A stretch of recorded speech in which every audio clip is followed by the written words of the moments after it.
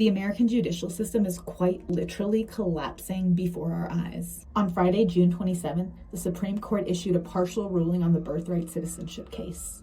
But what you might not realize is that this ruling isn't even just about birthright citizenship. This partial ruling is actually about removing a judge's ability to interfere when they believe a law is unconstitutional.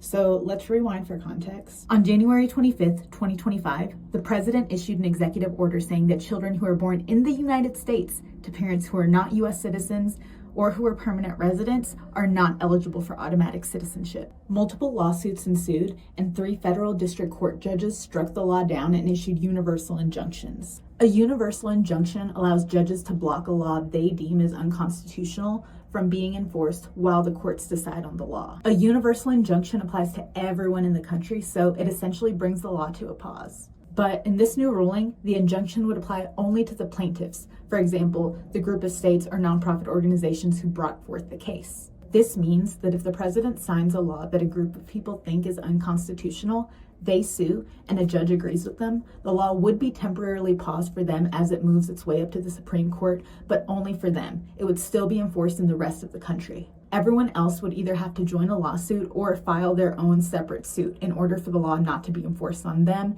as it moves its way up to the Supreme Court. The ruling didn't explicitly make mention of the birthright citizenship case, but what we do know is that in 30 days, birthright citizenship will end in the 28 states that have not challenged the executive order. The court will hear final arguments on the birthright citizenship case in October, though the White House press secretary has said that they expect the Supreme Court to uphold the order. Ultimately, this isn't even about ending birthright citizenship, which is already scary enough as it is. This is about maintaining checks and balances on executive power in the United States. If there's no one to check executive power, the United States is now essentially a dictatorship.